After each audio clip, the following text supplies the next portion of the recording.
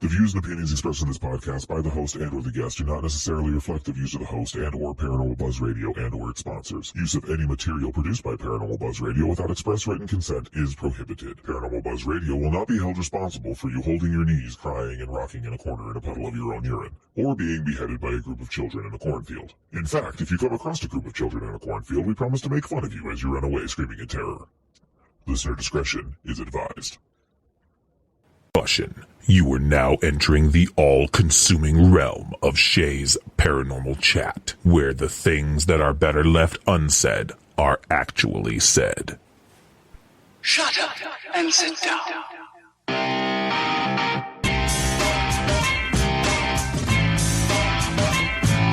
You're listening to Shay's Paranormal Chat.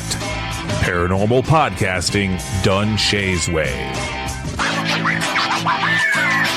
Tons of fun. Dude, seriously? A bit sarcastic. Hashtag investigator, not hunter. But always real. Hashtag data, not evidence.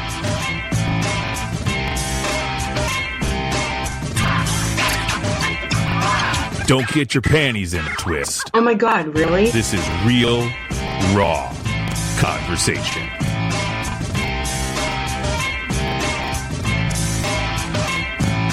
Ladies and gentlemen, welcome to the show.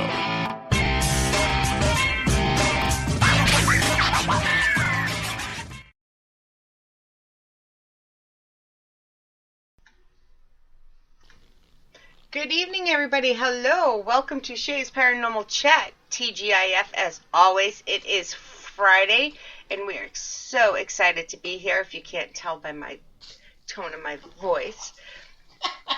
Of course, we have the magnificent, the beautiful, the awesome Kelly McCarville. Good Lord, woman. I know. Well, I did it that one time, like a year ago, and ever since then, I have to do it every time because your face got so red the first time I did it. Well, at least you're not telling everybody I'm magically delicious. You are. I'm telling you. I'm telling you. Oh, we'll have to tell that story sometime. We can tell right? it. We'll tell it again, but let's introduce our guest, and then we'll tell the story because the story is great. All right, I can't think of anything. We have the beautiful, the honest, the profound Rebecca Williamson. Hi, thanks, Shay. You're welcome. See, you know. I think it was sometime this summer I had a dream about Kelly, and she just kept saying, "You're magically delicious. You're magically delicious." So, like, now Lucky Charms is a reminder of Kelly, because it was the weirdest thing, I'm telling you. So. Shay dreams really weird things, like really weird things. Most of the time I have lucid dreams, so I can control my dreams. Like, I can rewind them and, like, change a color of a shirt and go forward and play them exactly the same way, except a different color shirt or a different word or different... Like, if I don't like the way something went, I'll just go back to where I didn't like it and start over. But this one, I had no control. It was just... There you go. Magically delicious. Yeah, so it's been a running joke ever since. Yeah, you know. Yeah. You gotta do. Yeah. What do we? I'm not even in chat yet. I said hello. I did say hello. I see some people, so I'm gonna say hello to some people. Of course, we have. Hi. I can't see chat yet. All right, I'll tell you. We have Darren Buss, of course. We have the awesomely amazing. I can't think of another A word. Mama Pat in the chat. The beautiful Kim Purvis. We have the awesome Tim. I can't say his last name. Sorry, Tim. Shoon? Tim Shoon? Is that how you say it? The awesome Tim Shoon. Sexy Tim Shoon. Shoon. There we go. We're just going to make a game out of all this, aren't we? I'm trying, you know. So if I missed you so far, I'm sorry, guys. I don't mean to. Sometimes it only lets me go back so far, but I'm excited about tonight. Not really, but I'm going to lie because I'm the host, so. It'll be fun. It'll be fun. You know more than you know, Shay. I know, but it wouldn't be me. She always cracks me up when we do these shows, and she's like, "Oh, I don't know anything about this," and I want to call bullshit on her so often. I know what it's. Oh, I said it wrong. It's shown. Oops, sorry. Shown. All right, I was close to. All right, sorry. Here we go. I'm a horrible Thank person. you to I'm a the bad sexy friend. Tim Schoen for showing up in chat, and the magnificent Matt Waddell. Magnificent Matt. There you go. See, pretty Mama Pat. See, that doesn't work because I say Mama. So Marvelous, Mama Pat. marvelous, yes. Actually, Shay didn't start drinking early tonight, surprisingly. That's unfortunate. Sometimes we exaggerate, what's the word? Exaggerate the happiness when you're feeling down, so. Nothing but love. Right. We love you, Tim. All right, so. What are we talking about tonight? We are talking about theory. The theory of what? Theory behind ghosts. The theory of ghosts, yeah. What ghosts Right, are. and I think the theory is important because it explains how the paranormal equipment works. What are you trying to catch with your equipment? Ghosts are fake. Show's done. No, can't go there. Hey, she got me with the word theory because it's not like fact. She didn't say. I'm like, all right, yeah, I'm in. Theory? I can do that. We got this. We got that. Well, it's a theory because nobody's actually proven anything. That's right. Yet. That's my point. We all have our own You can't prove it. like theories, but the general theory is, ghosts are energy. It's energy, and most of our equipment that we're using is we're using to detect the energy of the ghost. The EMF is detecting the electrical energy That we know of. That we think. right. Mm-hmm. Yep. So like the EVPs is an electronic voice phenomenon. Again, it's electricity. It's, Excuse me. manipulating electricity and manipulating the current and stuff. So beyond the exact, is a ghost a person or, all that sort of stuff, ghosts are electrical energy and spirits. Electrical energy. So most of the equipment we use is finding electrical energy and is the spirits manipulating electrical energy. True. So Kelly is thinking. I am, because as we're thinking about this, you kept saying ghosts, ghosts, ghosts, and my brain goes to, but they're spirits. And then I'm like, is there an electrical difference? Is there an energy difference between a ghost and a spirit? I don't think so. I think it registers the same. If anything registers on equipment, I think it registers the same. For me, it has basic, distinct definition differences, but... And I know that's always kind of been Mama Pat's argument, too, is she's like, okay, so we say that the K2 meter is going off because there's a spirit near, but how do we know? We How don't. do we know that that's really what it's picking up? Well, and you have to debunk that. You have to go through and okay, is it by my cell phone? Is it by the electrical outlet? Or First of all, if your cell phone is not on airplane mode, yes, it's your cell phone. Well, yeah, but even if you can't debunk it with anything else, how do we know it's a spirit? We don't. I go by the rule of 3. You have to have at least 2 things going on to be like, huh. Like, in the moment, if the K2 goes off, we'll go with it just in case. But you have to have at least 2 things going on to be like, that's interesting. And then 3 is like, okay, now you have my attention. To kind of back things up. Right. So what would your 3 things be, Shay? Any 3. Kelly's freezing again, so I'll just keep talking. Whether it's Spirit Box, EVP, whether it's K2, whether it's the SLS, whether, 3 things that gets my attention. It's all electrical. Yeah. Everything you just described is all electrical. Yeah. So it's all energy, and the spirits are manipulating that energy and using that energy. Yep, I agree. But I never say evidence anyways. I never use the word evidence. Like, it's nothing concrete. It's always data. You're collecting information. Right. Yeah, and I've been working on, since we talked last time, I've been working on trying to use data instead of evidence. I think evidence is more of a popular word, and people understand it more than data. And a lot of people that use evidence actually mean data, but not always.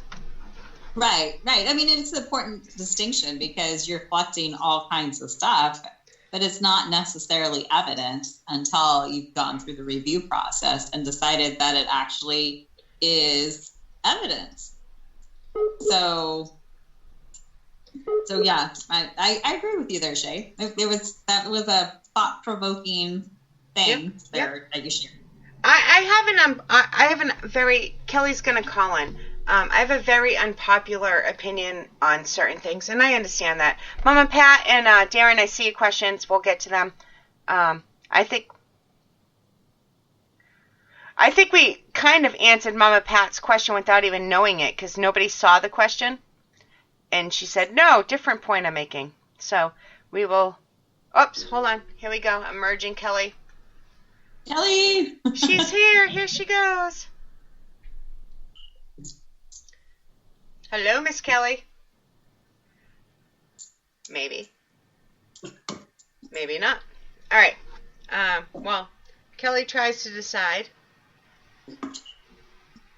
if it's going to work. It says she's in there. 2 out of 3. All right, hold on. Darren has a question. I'll let you answer while I try to figure out. Okay. He says, what is the theory of a K2?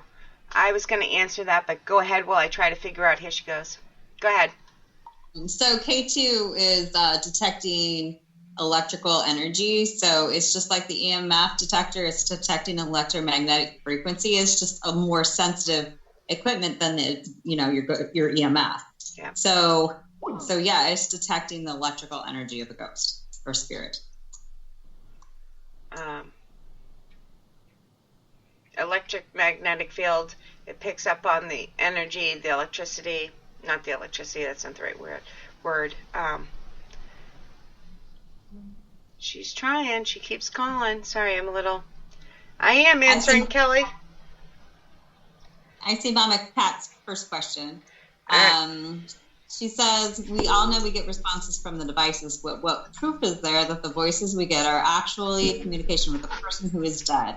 I know not all of it is from radio waves, but why do we assume the voices are deceased persons?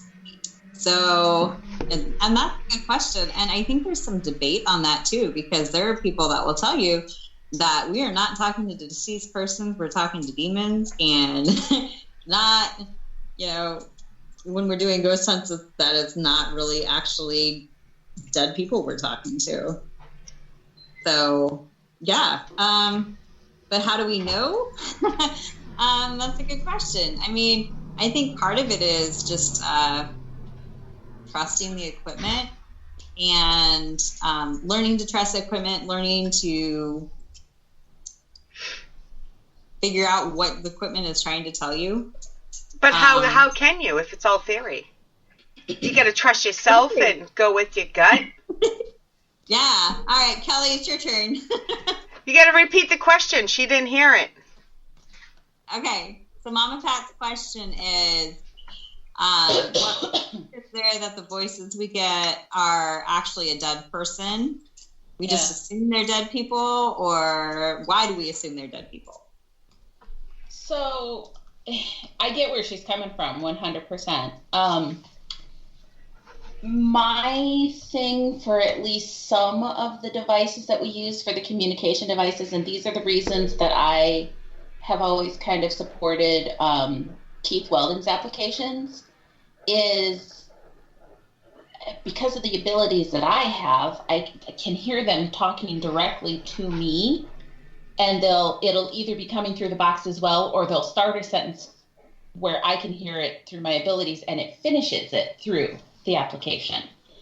So for me, that's some proof that, yeah, this application or that device works, but how does it work? As soon as she takes a breath, I'm jumping in. Why is it that they're able to talk through that particular device? Why is it that they're able to... Why can they talk through that and they can't talk through my cell phone? You know, why is it that they can talk through this or that and not through something else? So I don't understand all of that, and I don't know that they know how to explain it to us either. No, I don't. Who's to say they know how it works? All right, Mama Pat, this is why she's my hero. It could be our own energy we somehow are picking up on. Other dimensions, aliens, are all far-fetched, but no more to believe one thing than another. See, this is why I don't read on the air when it's long. It could be our own energy we're somehow picking up another dimension, aliens. Yep. We all are far-fetched, but no more reason to believe one thing than another. Yep. That's why I would say psychics and mediums, they're getting the information from somewhere. But how do we know they're getting them from, not psychics, but mediums? How do we know they're getting them from the dead? Psychics don't get their information from the dead, but they know the information somehow. Yeah. So is the medium picking up what that person wants to hear? I mean, it's in some cases. Oh, trust me, that is not the case. No, there's a lot of times that I'm picking up information that they absolutely but that's what I'm saying. But we don't know exactly how it works. Like, right? Is that part of your brain? I always go back to this. I know, I'm sorry. People roll their eyes at me. Maybe that part of your brain works that other people's doesn't. You're getting the information somewhere, but we can't prove where. It could be fucking God, for all we know, beaming it down. Who knows? But I'm just saying, like, there's no proof of any of it.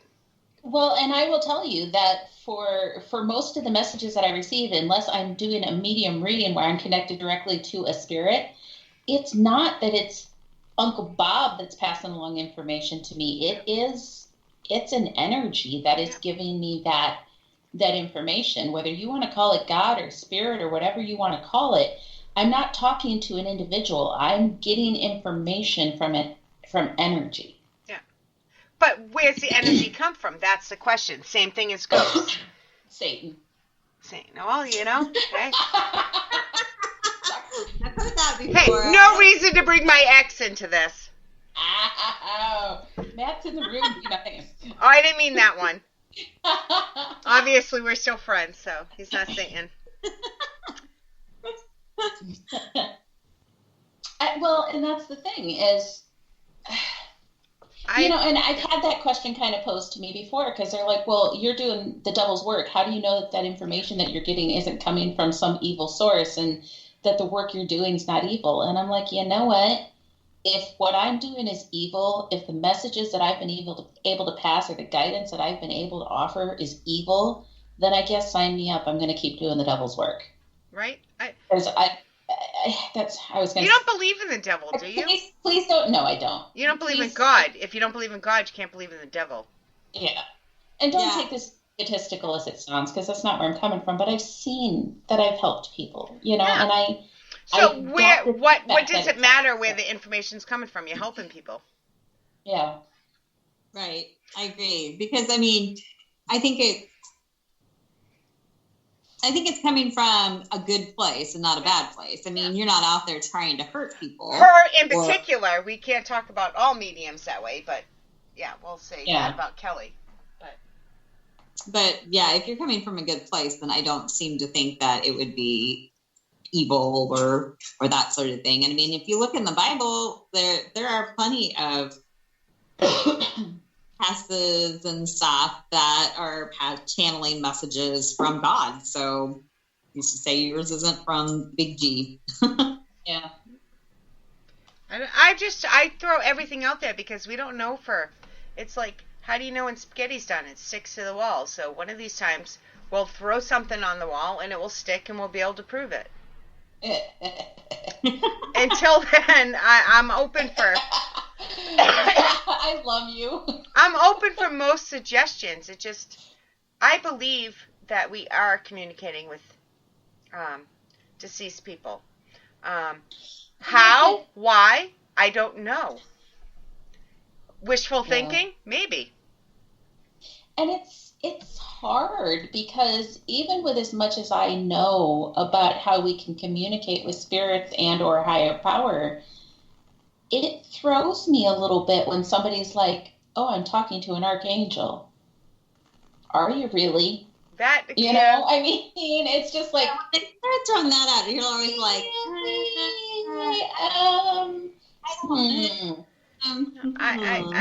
I've never directly talked to a dead person either, so I don't want to throw it out there. But yeah, it's like when somebody says they have orbs in pictures, you kind of scratch your head. I want to throw out a few more shout outs. We have Allison. Thank you for joining us, Allison. I saw Fred jump in there. I'm trying to get better, so I make Kelly read all of these at the end. All right, I think those are the two I missed, so I just want to say hi. I know it's hard for Fred and Allison both to make the show, so thank you for coming in, guys. I appreciate it. So, since we're on theories, everybody know, 50% of the people I know I have a very strong feeling on the difference between ghosts and spirits, but what are you guys' opinions? Do you think there's a difference? Because I do. Oh, absolutely. Yeah, absolutely. I can't remember if Kelly and I agree or don't agree. Yeah, I think we all agree, if I'm remembering correctly. Used interchangeably a lot, but yeah, if you want to be like, strict definition, I would say that ghost is a departed person, and then a spirit would be something that wasn't a person. No, see, we don't agree. See, I think an angel was never a person, but I think ghosts are something that's kind of here that hasn't crossed over to wherever yet. But is here where a spirit kind of has gone to whatever it is you believe and can come back. How the hell did I think we were all on the same page? Yeah, none of us are. No. I don't think we're too far off. It's not like we're fist fighting here. No. That's why I like you, ladies. Over camera. You wait till I see you again, Rebecca. It's going down. Oh, mud fight. Jello. Mama Pat, buy lots of Jello. So in my theory, a ghost is a residual spirit. It's not an intelligent spirit. So it's more of a movie. It's not the person themselves. See, I don't consider that a ghost or spirit. It's a memory. That's a ghost. A spirit is actually somebody who can interact with you. But keep in mind, guys, I don't believe in this whole crossing over bullcrap. So ghost or spirit to me doesn't make a difference because they're not stuck. They're exactly where they want to be for the most part. That's why I said I don't want to say stuck, but they're here.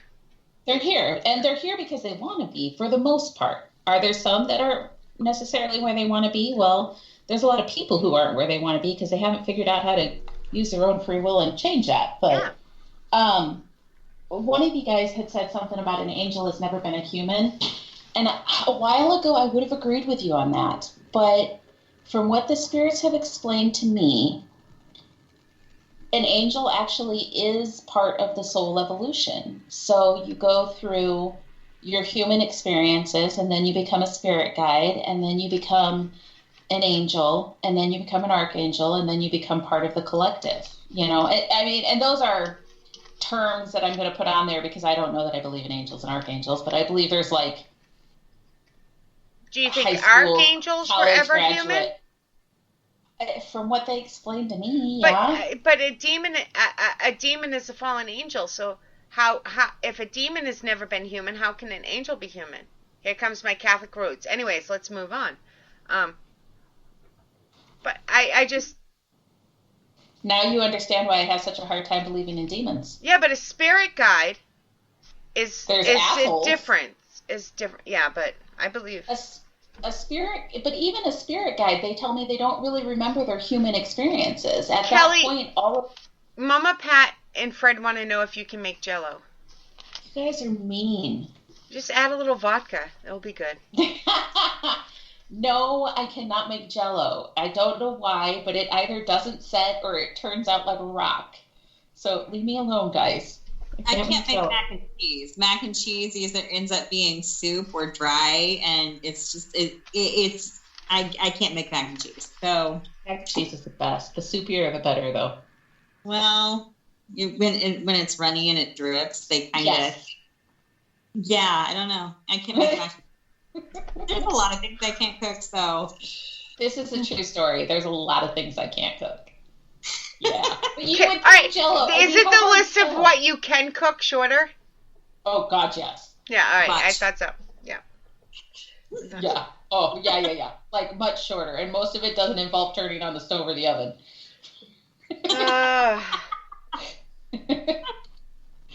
Oh boy. Anywho. So yeah, I think back to the spirit versus ghost thing. I would say that I'm classifying all that stuff as ghost, but I think that's just semantics, though. Well, and what you said at the beginning is so true. I mean, people use the words interchangeably, kind of like ghost hunter. You know, I hate that term, but yet now everybody these days, knows what that means. You know, paranormal investigator. It's a lot of syllables, first off, but second off, everybody just goes with ghost hunters. You know, well, does that mean that you're only out there hunting the residual energy? No, it's a term. But I don't know. That's just always what I thought. Is a ghost isn't one that you can interact with. It a spirit is. Yeah, I consider. Residual energy is different than a ghost to me. Like, energy is an imprint of something that's already happened, where a ghost, in my opinion, again, here's my religious coming into my belief, a ghost is more of, used to have a human soul, and it was actually, was that a person I saw in the window? Sorry. Was this somebody in the room with you, Rebecca? Yeah, I just had a herd of girls run through. All right, I thought so. I was like, whoa. A herd of girls. I'm making like little pantomime motions to him over there, so yeah. Sorry, I forget what I was even saying now, but I thought I saw the reflection in the window of a girl, and I couldn't, like, everybody makes fun of my ghost daughter in the mirror there, but I was so pretty sure. You guys can't see Shay, but when we're doing these shows like this, we're on Skype, so Shay and I and our guests can actually see each other through it. So Shay's got her camera set up where right over her shoulder there's a mirror, and across the room from the mirror there's this black and white photo, so it looks like there's a ghost hovering over her, a spirit, whatever you want to call it, hovering over her shoulder the entire time. And the first time it was there, the first time she had her camera angled like this, I spent probably the first half of the show like trying to figure out what the hell I think was Rebecca over her and shoulder. Holly said it the first night that I did it. Mind you, the mirror is almost the size of the couch. Oh, good gosh. And it's a big mirror. And the picture of Caitlin, who is that black and white picture, is half the size of the couch, but portrait-wise. So it really looks like somebody is standing there. Like a full-grown person. Yeah. Yep. Okay, anyways, we have strayed. We have. Rebecca knows what she's getting into on this show. Oh, yeah, I know. I showed Kelly I'm drinking out of a mystic cup. Isn't that cool? I love that. We gotta write moon spinner on the bottom. AL mystical moon spinner. Then I'll have to steal it from her, and no, she just won't tease be my her. friend anymore. Just tease her. So anyway, back to our topic. One of the best explanations I heard for a residual haunting was like an older building, you have people walking back and forth across the building, and they're leaving energy behind them. And so the more times that they walk over the space, the more energy that they've left there. And so the residual haunting is the echo of that energy that's been left behind. All right, I've asked this on many, many shows. I got asked it on a show a long time ago. Don't remember who, where, and I'm sorry. I'm not trying to steal it, but I ask it whenever somebody brings up residual hauntings. What do you think it is possible? All right, so let's agree that for residual energy in a ghost is two different things for this purpose. At least let's agree on that for this purpose. Yeah. All right.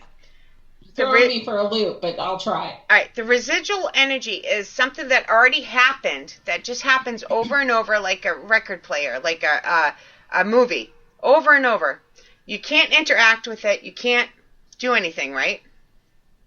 It just happens over and over and over again because, for whatever reason, that person liked the spot, spent a lot of time there, whatever.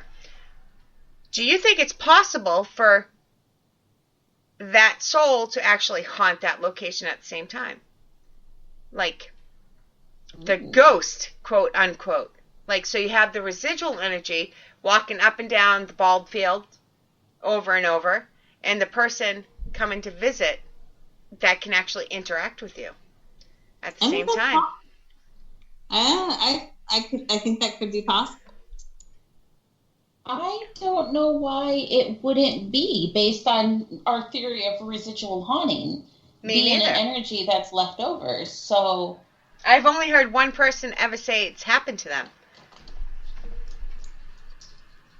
So well, I'm thinking about Cambrian, all the bumps and stuff that we have going on out there, all the footsteps and things, and then I've got the interactive spirits stuff, and those two are just completely different things, but at the same time they're also the same thing, because the footsteps and walking around is their echo from being there.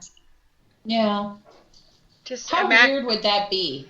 So think about that. How weird would that be to be a spirit walking through your house and all of a sudden, poof, there you see yourself walk in front of you? It'd be like, whoa.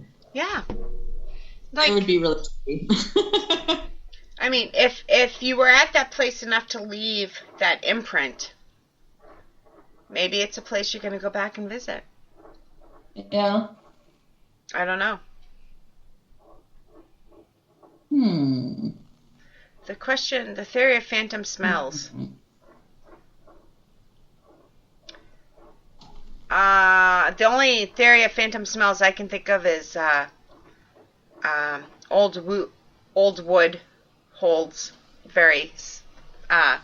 can hold smells, and if they heat up it can release, but I know people say they can smell their grandmothers, and I've never experienced that, so I can't speak on it. And I could see that. I mean, we've been in places before where we'll smell like a perfume, or we'll smell cigars, or we'll smell something that there's not a logical reason for it to be there. But do you have to have extra sensory? Not necessarily. I think you just have to have a nose. Because I've never experienced it. Oh, you haven't? Nope. I've definitely experienced it. Like there's a smell of cinnamon every once in a while that I'll get out of the farm, and that I think is my grandmother. She doesn't really interact very often, but every once in a while I get that hint of cinnamon, because she used to have cinnamon a lot out there when she did the craft shows and stuff. So yeah, but as to the theory of, why ghosts can bring out that smell, I don't know that I've actually heard a theory on that. But I know it definitely happens. Because, walking around the Mason house, they have like a different smell for each ghost. Mm-hmm. But why would a smell linger after death?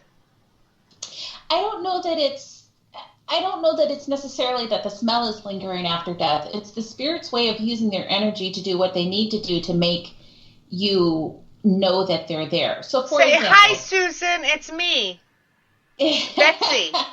but sometimes they're communicating that they're there, like, oh, hey, here, smell this perfume, you'll know it's me. Like, is it them taking on that body? Like, if you see them in that certain dress they wanted, even though that's not what they died in, not what they buried in, but it's what they're choosing to show you? Is it the same? That's what they're choosing? It's kind of that same, it's kind of that same theory that's how they're choosing to get in touch with you. Or it's something that they know you're going to relate to their energy. So, for example, Mama Pat, where she usually sits in her living room, she's got my grandma's grandfather clock behind her. My grandma loved that clock. And it doesn't even work anymore, but we still have it there because it was grandma's. And we'll be on the phone talking or something, and it'll be something that grandma would have chimed in, and that clock will make noise. Now, remember, I said it doesn't run, but it'll make noise. And why? Because it's grandma's, and we know darn well that that's her chiming in, you know? Now, would it be easier if grandma just said, hey, guys, this is what I think? Well, yeah, but she doesn't for whatever reason. So, Darren, I see a question too, but Mama Pat says, maybe a scent is easier to communicate than a more direct communication. Right, like maybe the spirit just can't manifest, but the scent is easier for them to do. It's a thought. It's a possibility, yeah.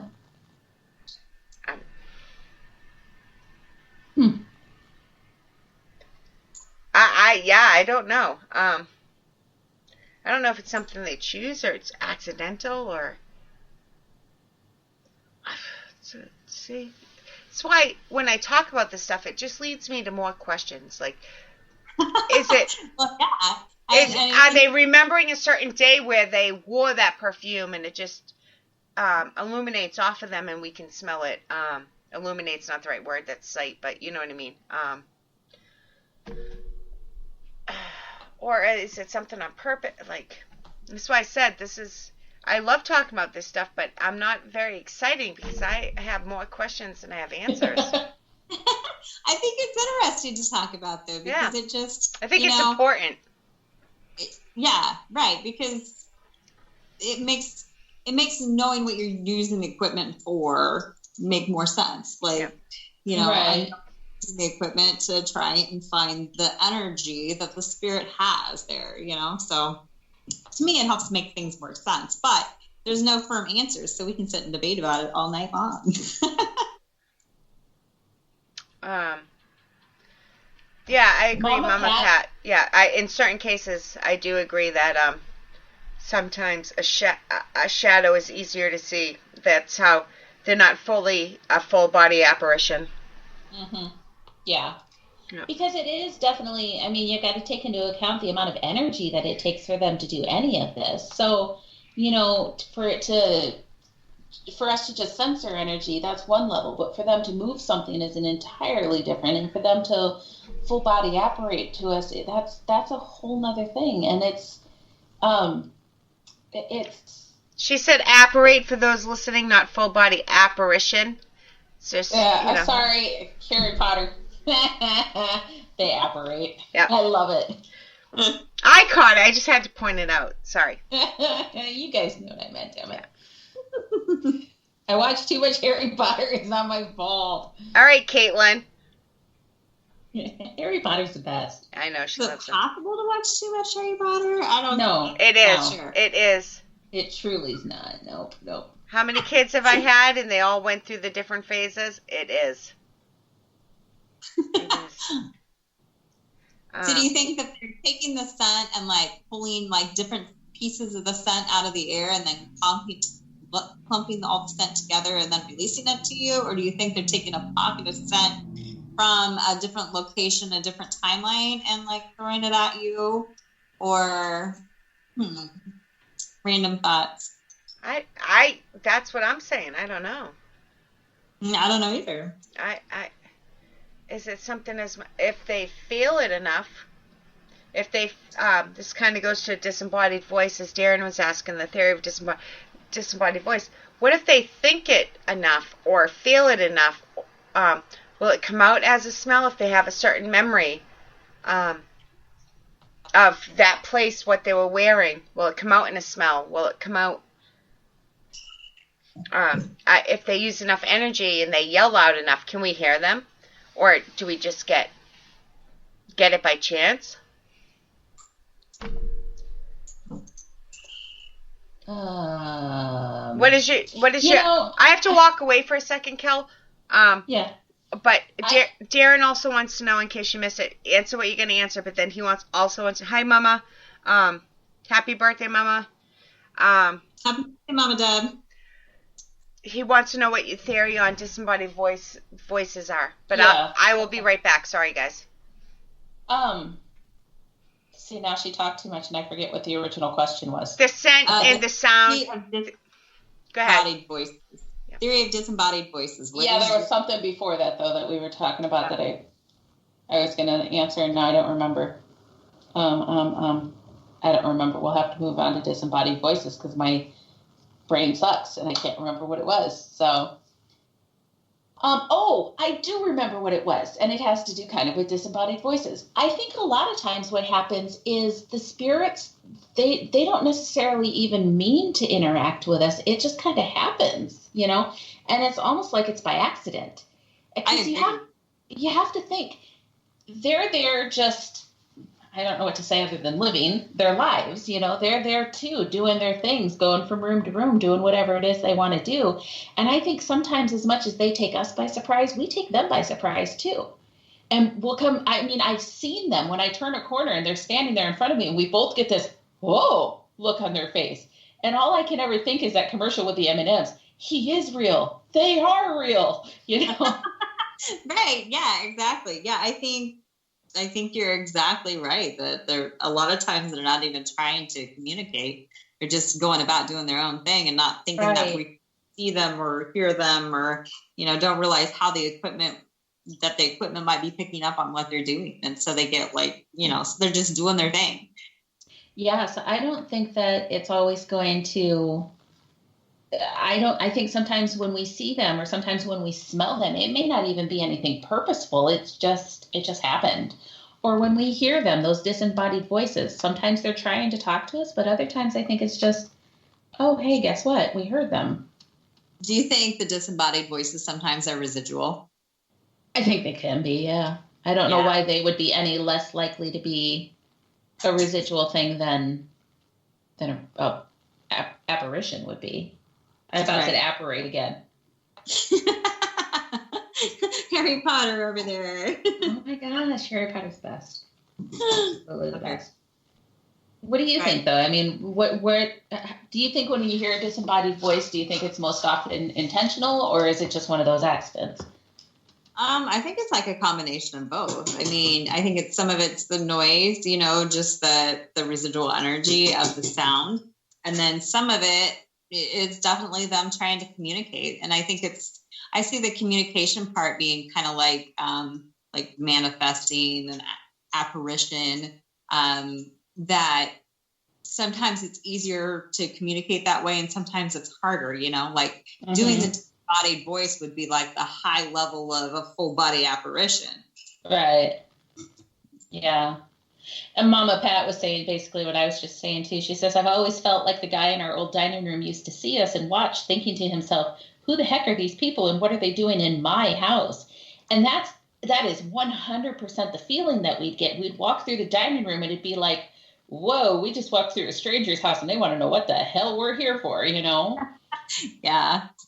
Yeah, I think there's definitely spirits that think like that think that we're the ghosts. Oh, yeah. Well, and that I refer to it quite a bit, but that movie with Nicole Kidman, The Others, that's exactly what it was. I don't want to ruin the movie for anybody, but yeah, it was, they think we're the ghost. They see us as the spirit. They see us moving things and wondering, why is this door always closed when I always leave it open? Well, that's because the fleshies are closing it. You just don't know we're here. The fleshies. Right. The fleshies. Yeah. Fleshies are awesome. Or non-fleshies actually are awesomer, but. I'm sorry I'm missing half the chat, guys. But I'm trying to keep up, but. You're right. I'm trying to watch too. Yeah, between us, we usually get most of it. Where were you guys? When did I interrupt? We were talking about. We were talking about when you stepped away, just how sometimes I think we take the spirits by surprise, just like they surprise us. Yeah. Because I was saying that sometimes sometimes I'll turn a corner at a location and they're standing there in front of me and they get the same look I must have on my face, like, oh, there's a person right there, you know? Yeah. So yeah, I don't think they always mean to interact with us. Sometimes it just happens. Yeah, I think so too. Again, with residual energy, it's just repeating itself. Mm-hmm. So who's to say that intelligent activity isn't the same? Like, I think sometimes when you get scratched or hurt, they've been who's to say they haven't been trying to touch you? You keep saying, touch me, touch me, touch me. So they're trying to touch you for an hour, and finally they just, haul off and smack you a good one and hope it connects. Yeah, and that's the time it does. And... and then you're like, oh my God, it's a demon. No, that doesn't mean it's a demon. It just finally touched you where you feel it. Finally touched strong enough for you to actually feel it, That's just happened to be they connected. Well, and that's, and that's kind of the whole thing is, I mean, how many of us has ever reached out and kind of meant to tap somebody on the, kind of give somebody a little smack on the arm, and we connect really hard, and it's like, oh shit, I didn't mean to do that hard, I've used that in court a couple times. No, I'm kidding. Just kidding. Or is she? No, really, I am.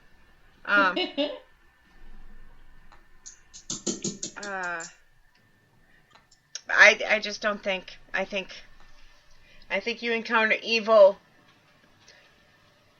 1 in 4 million times. I'm just picking a number just to make a point here. Yeah. I think most of it's misunderstood. Because let me tell you, when I die and come back and haunt you bitches, you're going to think I am a demon. Oh, yeah. I'm going to do my very, very best to make sure you think I'm a demon. Oh, yeah. I have 5 people on my list that are definitely going to think I'm a demon. And then I have, me and my sister Nicole have code words that are only her and I know. So if it comes over some kind of box or you get some kind of message with this wicked, weird word that shouldn't come over anything, you'll know. So.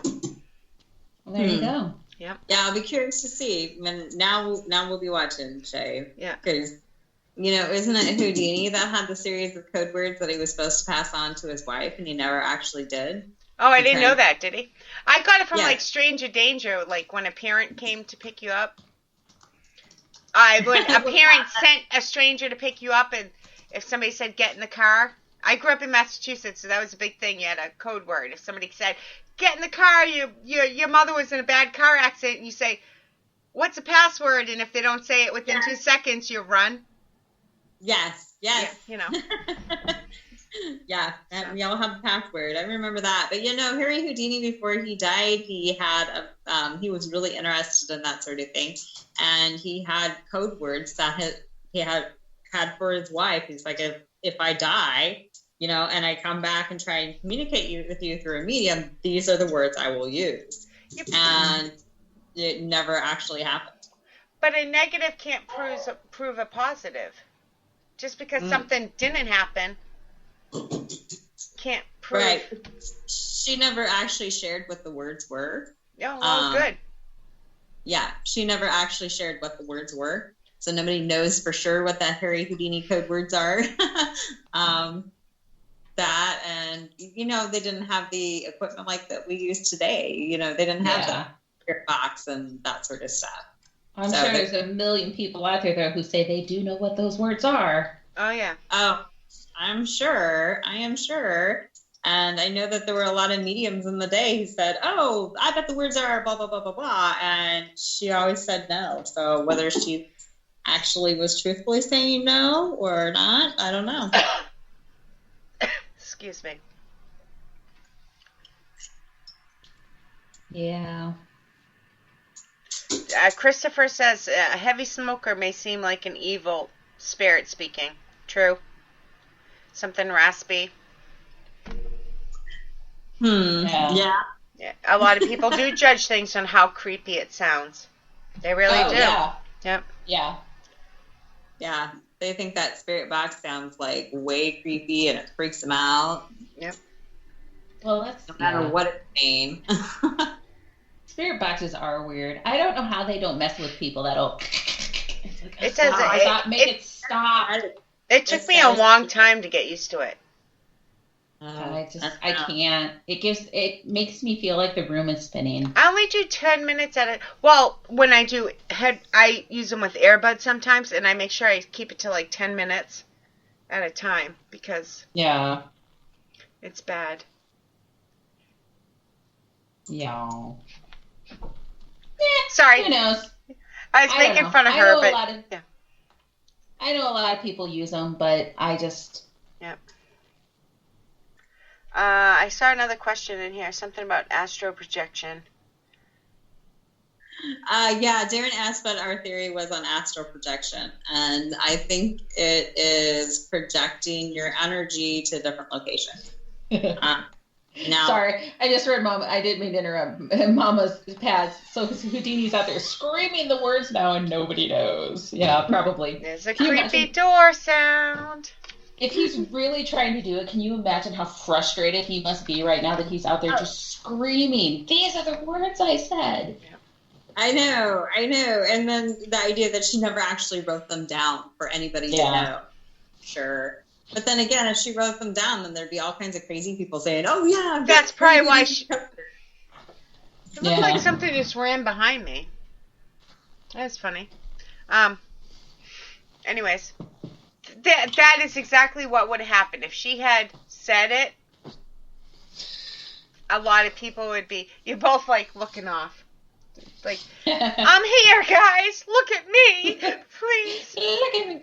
This is my 1 hour of fame, please. No, I'm sorry. I don't understand what that means, Darren. She just totally lost her train of thought there. No, I was just saying that there would be crazies out there saying. Darren, what did Darren say to? He says he likes to keep the spirit box in reverb, so... I missed some of it. I gotcha. Yeah, sorry. Thank you, Rebecca. Somebody's with it. Darren. Yeah, I don't like the echo feature on any of them either. It just weirds me out. I don't know. Do spirit boxes have reverb? Or is that a phone app thing? It's probably the apps. I don't know if the spirit boxes do or not. Yeah, I don't know if the spirit boxes the same do because I can't use them because they make me sick. So can't really answer to that. No, like regular spirit boxes, you just turn on and then it pulls random words off of radio stations. Yeah. Hey, I do have to say, Rebecca, I was more well behaved this time. Rebecca was misbehaved? No, I was. No, me. Oh, I thought you said. I thought exactly what Kelly said, that I was more well behaved this time because, I mean, apparently last time I was too wild. No, I was going to say she was misbehaving and I missed it. Damn it! No. I was going to think, oh my gosh, what did I do last time? Oh my God! I just remembered I never answered your message last night, Rebecca. I'm so sorry. I said I'll be back in a minute, and I never answered you. I'll be back in a minute. Later. That's not like me. I usually answer messages right away. Ugh. You were apparently busy last night. It's okay, Shay. It's okay. You know what I was doing? And somebody better give me a fucking applause here because I deserve it. I'm working on the website. Me. Go, Shay. I'm updating the website. Like, that's amazing. I'll need some help. I'm updating the website and nope, that was it. Just that she was updating the website. Have you ever done a website? That's hard. I have. They suck. I freaking hate it. I can barely work Facebook. Hate it. I am not that smart. Yeah, no, I hate it. I've never done anything like that. I'm impressed. Yeah. Yeah, I usually pay somebody to update my website. It's worth every penny. I'm gonna pay myself.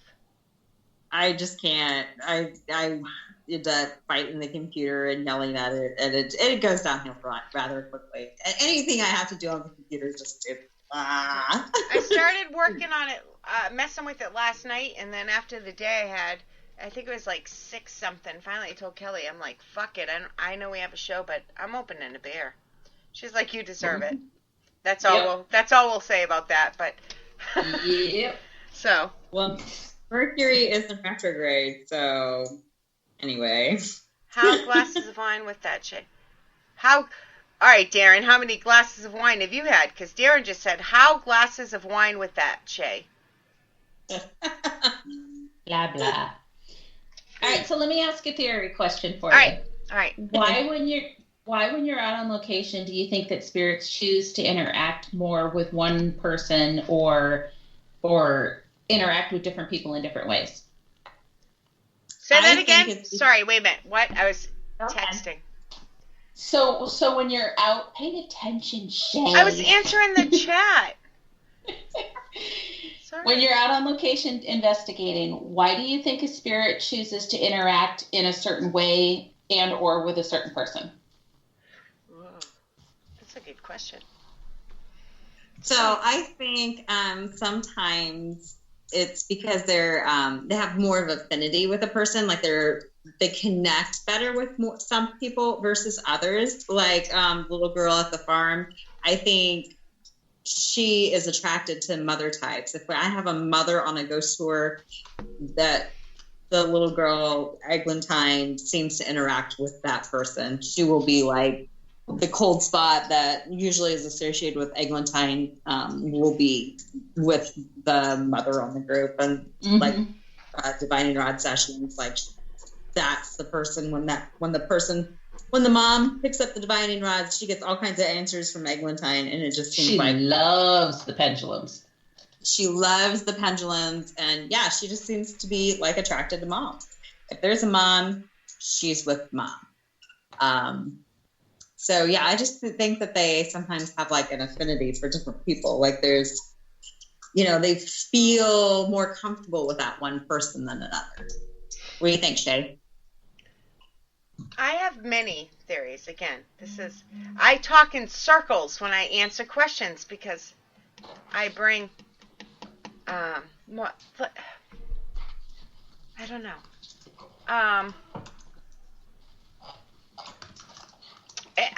I don't know if it has to do with the weather, if it has to do with the location, if it has to do with the person, if it has to do with the medium, if it has to do with that looks good. Anyways, if it has to do with what they can actually do at that moment, I see, this is why I said I have no, this is why I'm a boring guest. You're not a boring guest. Like, seriously, like, is it, if there's an electrical storm outside, does that affect their energy and they have more energy and they get through more? Or if they feel that connection to that person, or if they're in the mood to talk, can they get more information out? Can they make electronics go off more? I have no theories. That I keep an open mind. You have to think that their energy can fluctuate just like our energy could, wouldn't you think?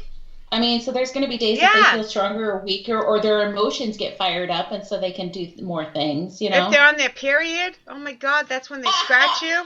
Oh, that's just wrong. If you're dead and still have to suffer through a period, we're women. We're women. That's going to happen. Let me tell you. I don't have to deal with mine. Haven't for a long time, so.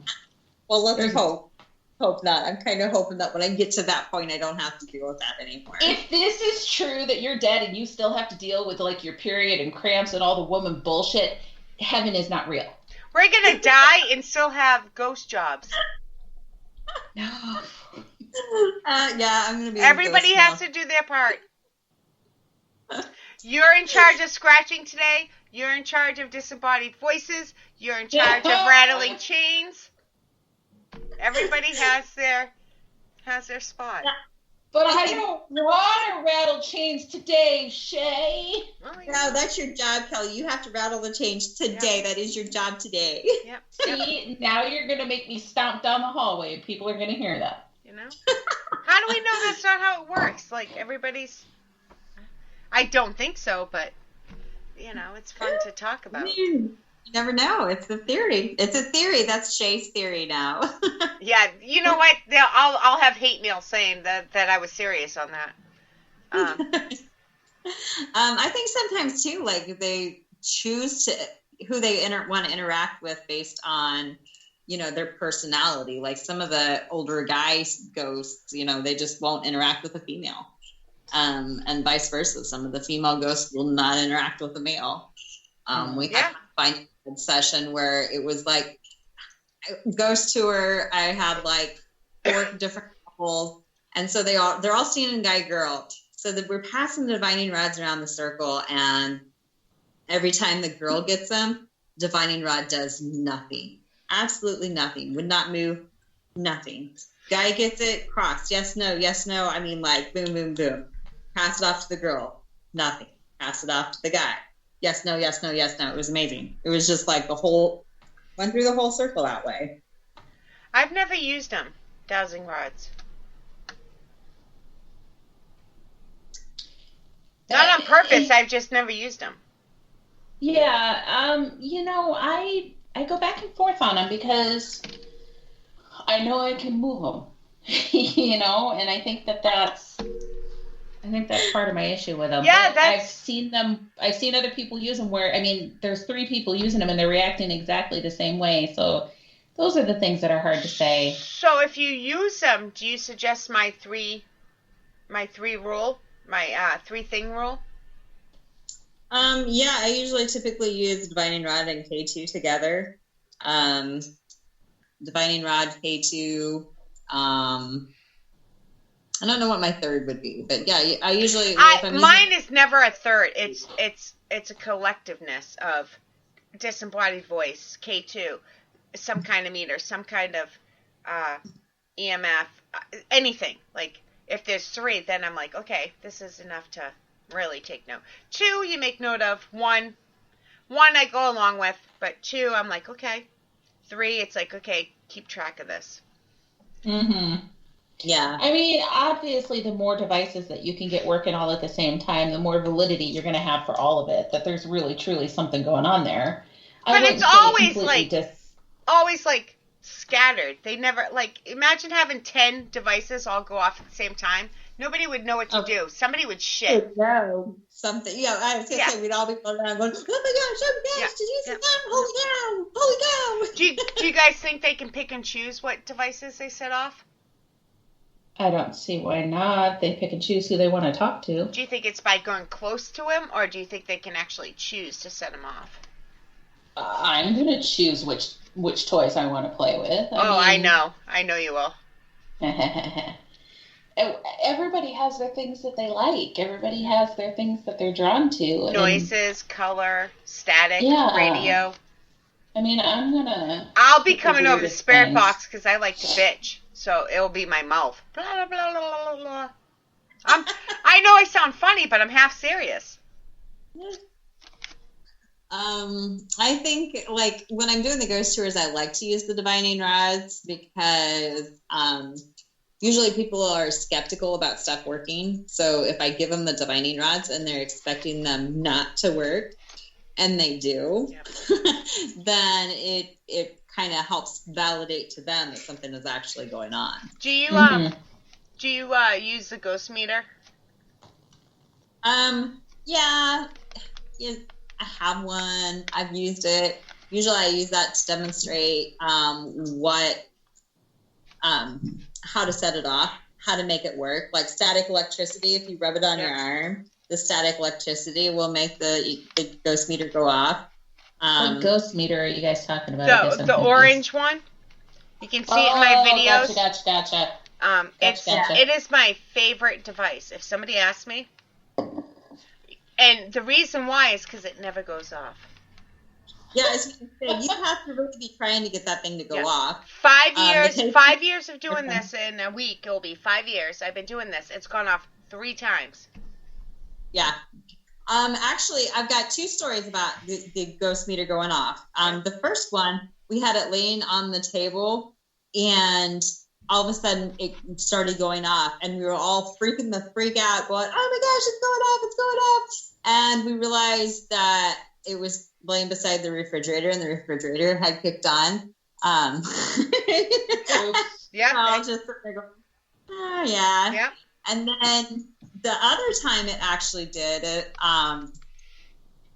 was the time that Kelly had been out and said that there was a little boy there. I had another medium, Jamie. Jamie had been out and said there was a little boy out there at Cambria, and I kept saying, I don't have any clue what you're talking about a little boy. Mm-hmm. No, I got a little boy. And so I'm getting ready for ghost tours, and I'm buffing up on my Cambria family history, and I found him, and I was so excited because I'm like, wait, little boy, here he is. And he's 9, and the Eglantine was 9, and he's a twin, and Eglantine's a twin, and she's That's like, why I was so confused. I know. And it was just like, there's so many coincidences, and I'm like, holy cow, this is really him. And my sister was with me, and I turned and looked at her, and I said, I found him. And she's like, what, really? And I said, yeah. And she's like, well, what's his name? And I said his name. I said, Lewis.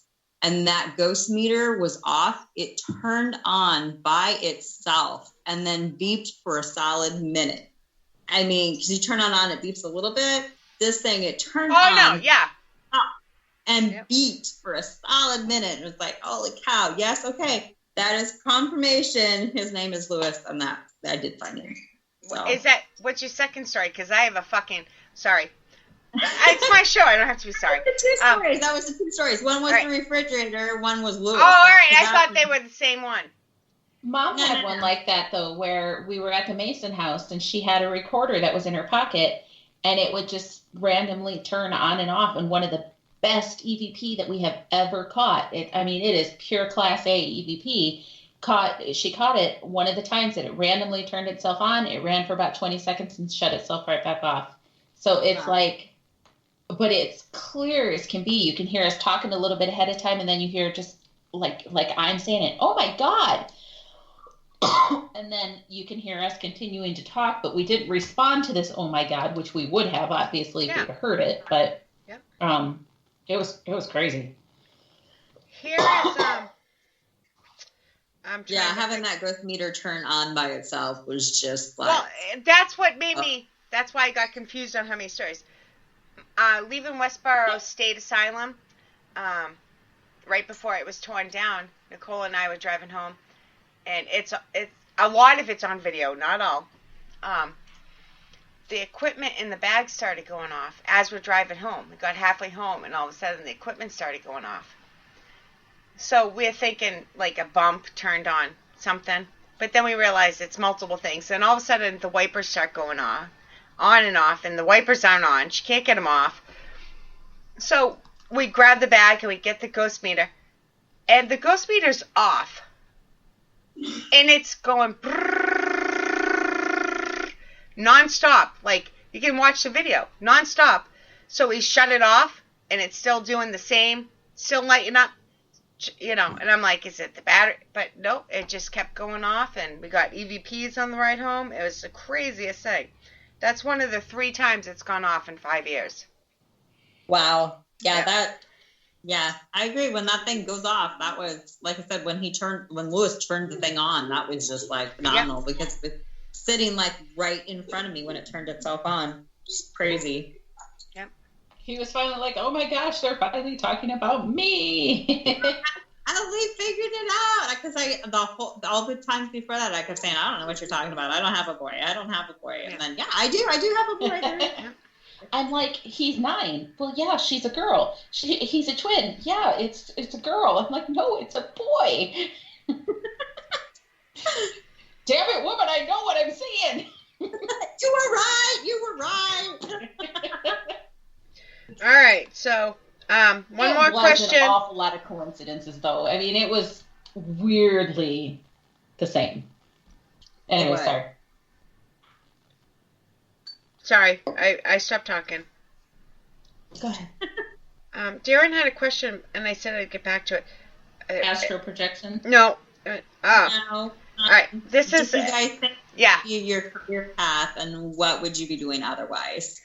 First of all, we all have other This is not a career. Career path. In order for it to be a career, you have to make money. Yeah, right. I am in retail. Off of this. I've always been in retail and restaurant management. I am a cost analyst in a multi. Yeah, I carry mail by day. So that's my day job is carrying mail. But as far as paranormal stuff, I've always been into that. But you mean, I don't. Yeah, this is like 24 hours a day now, but still not a career. I most definitely still have a muggle job. I'm a cost analyst at a multi-billion-dollar aero defense company working on government contracts. So, this is what spends all of that hard-earned cash is my paranormal career. Cha-ching, cha-ching. Right? Okay. I am hemorrhaging money for this career of mine. I'm hemorrhaging feelings. Yeah. I'm telling you, every month I lose more and more of myself. I know that's sad, but it's also true. Like, people are surprising me left and right. I'm telling you. I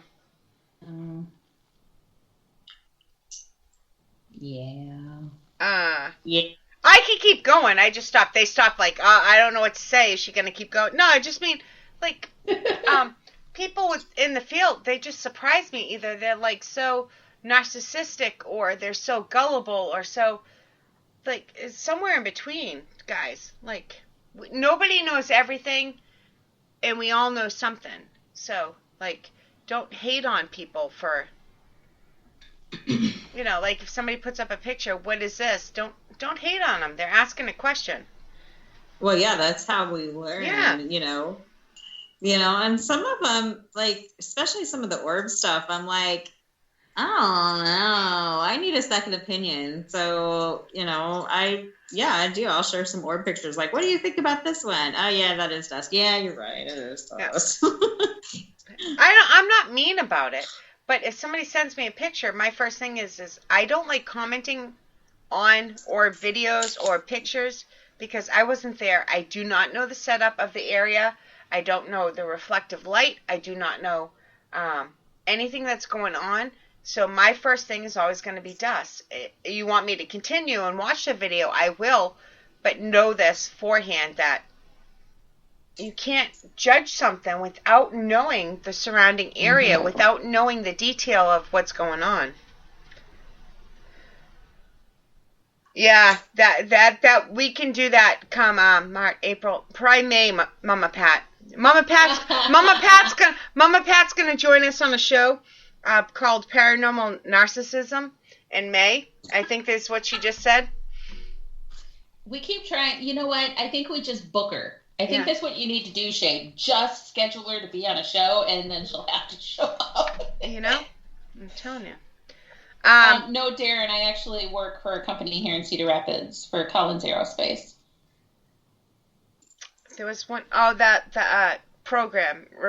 Darren wants to know about Rebecca's program. Oh, yeah. So I'm doing a paranormal team training. So it's like the extended version of Ghost Hunting 101 into a 4-week course that I'm offering for free starting February 29th. See? I've shared it. Other people have shared it. And it's basically the extended version of this. The first week is going to be about basically theory. Explaining theory and stuff. It's supposed to be, I'm designing it for people who want to start ghost hunting and just aren't really sure where to start. Well, if you need any help, let me know. I know there's people, we're having some Wi-Fi issues here, so we're going to wrap this up real quick. Tag me, personally tag me or Paranormal Buzz, and I'll share anything you guys need. Anybody knows that. If you don't tag me or tag Paranormal Buzz, it doesn't get shared. Nothing personal. I don't see it. If you tag me, there's a better chance I'll see it. So, yeah, we're having some... Yes, Rebecca. Yeah. Okay. So we're having Wi-Fi issue, guys. Sorry if we're skipping or anything. I have a slumber party, and I think they might be sucking at my Wi-Fi. No, I see. I'm watching my Wi-Fi too. That's why I keep going like this, because it's mine's. I lost Wi-Fi the other night and had to cancel the Monday night show. Matt said it was hackers. Say they're like hacking. I'm sure that was it. I'm sure everybody wants to hack into the Shay Show because Shay Show. No hacking. Awesome. No, the mainstream like Wi-Fi stuff. They're hacking in and stealing or something. I didn't understand. I just said It was almost like we were together again. It was like, yes, dear. Yes, dear. All right. Oh my God, you're horrible. But I'm honest. I am horrible, but I'm honest. That's. You never have to guess. All right, so let's Rebecca, you got anything coming up that you want to share? Paranormal Team Training starts February 29th. There's a Google form. Message me. I sign up through the Google form. And then Cambry stuff. I'm gearing up for summer. The Paranormal Fair, as I'm calling it, is June 19th and 20th. Well, the fair's the 20th. I'm doing ghost hunts on the 19th and 20th. Kelly's coming. It's going to be amazing. Oh, I need to come that way soon. Yeah. Yeah, I definitely do. All right, Kelly. Yep. Yeah. Short version of where you're going to be. No, it's this is your short months. Go ahead. This is my short month, so I'm good. Yeah. So let's see. On Wednesday, I've got coming up. I'll have Rob Thompson of Ghost Finders on the Realm Walker. We've got our show next Friday night where we'll be doing vampire mythology, I believe. Yes. And that's next Friday on Shay's Paranormal Chat. I actually still am not going anywhere until April. Wow. I was supposed to potentially be at Malvern Manor tonight, but work did not agree with me going, so that did not work so well.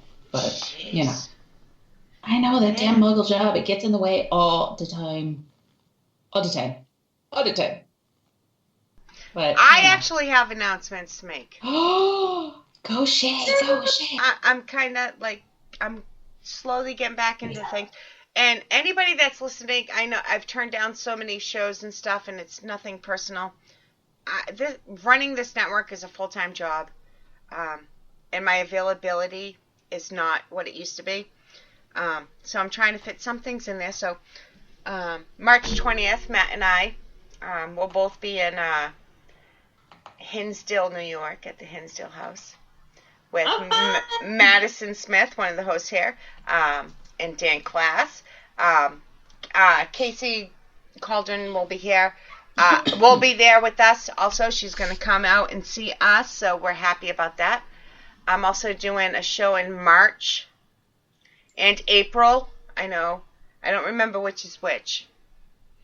Watch for updates. One of them will be, I think March is the Double J show, and April is Storming the Unknown. And I have a couple other ones in the works, so, you know. Awesome. Go Shay. And I'm getting my toe back in there. You're awesome. No, I'm not, but thank you for lying. I love you. Whatever. You know. Stop I am just as happy sitting in my house in a dark room lately. Yeah. But I'm starting, and once May comes around, I'll start doing some investigations. I just took the winter off, and, you know, my sister's out there working hard and doing adventures and scouting out areas and stuff, and I appreciate it, and I appreciate the time she's let me have off and not giving me a hard time. So, I'm slowly getting back in there. So, anything else, guys? Because it's been like an hour and a half. That went in there.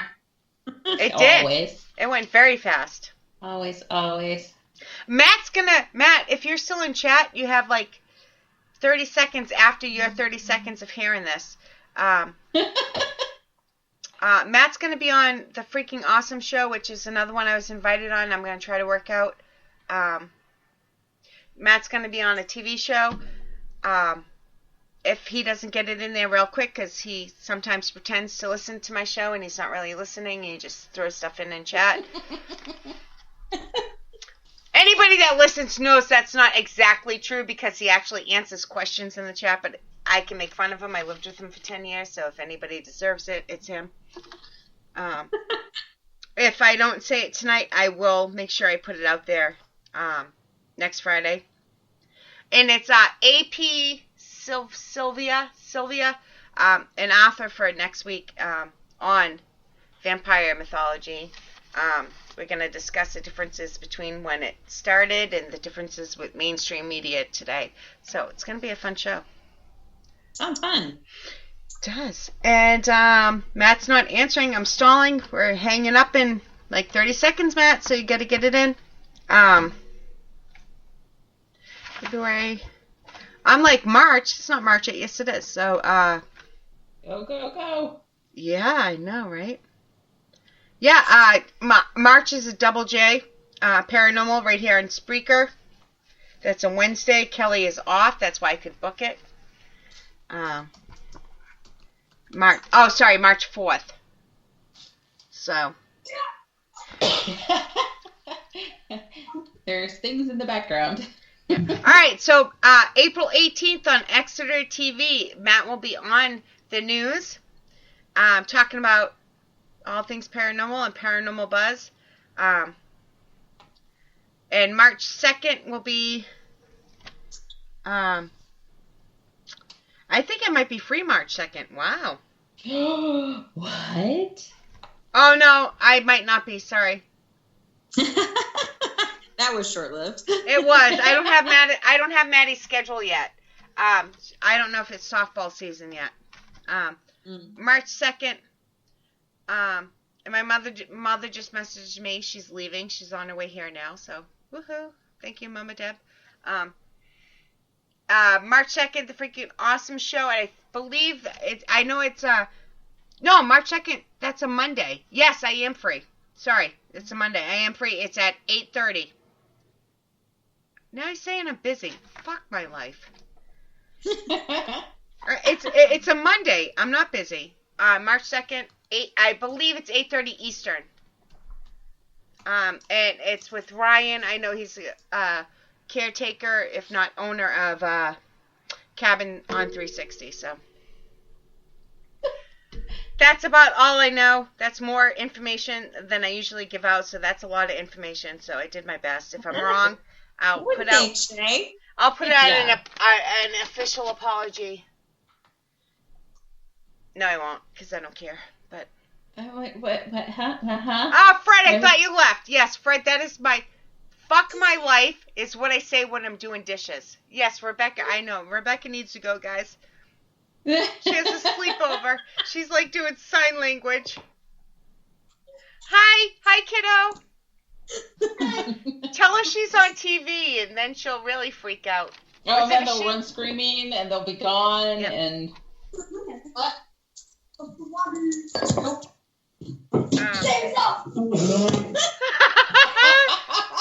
do it to my daughter all the time. Yeah, I know. Fred dropped the F-bomb. Wow. I'm telling you, I get mad. I'll go and do my dishes, and I'll mumble, fuck my life, you motherfucker. Fuck you. Like, and my daughter will come in. Who are you talking to? I'm like, the dishes. Talking to me, okay? Yeah. That's dishes. I hate dishes. That's why I don't tell people off, because I'm telling my dishes off. So, all right, guys, we'll go. No, they're fine. Trust me, my daughter will come in and be like, "Hey, what's up, bitches?" Not anymore. She's at college, but she used to. I have shout-outs courtesy of Mama Pat. You guys want this? Yes, Look we at me do. Go. Thank you. Mama Pat, I love you. We have Kim, Darren, Tim, Mama Pat, Miss Shay, Matt, Allison, Christopher, Fred, Rebecca, and Mama Deb. Yay! Woohoo! Man, they were awfully talkative if that's all we had in chat. I know. I don't think we missed anybody. No, Mama Pat does not miss anybody. No, Mama Pat is on the ball. Oh yeah, Mama Pat, get everybody there. I can see we have a few other likes that but they don't talk and chat, and Oh, I yeah. got yelled at. So, thank you, Darren. If I missed any of your questions, Darren, I am so sorry. I tried to do the best I can, but I have trouble now keeping up in chat. I need to get new glasses, and I'm retarded. Actually, I'm not. Shush! Oh my gosh! I'm torn. Like, I can't do 3 things at once. You are so mean to you. I know. You know, if I'm mean, you know. Thank you, Darren. Good night. All right, guys, I'm really hanging up this time. All right, you two hold on 1 second, and then I'll let you go. Thanks, everybody. Have a good night. Bye.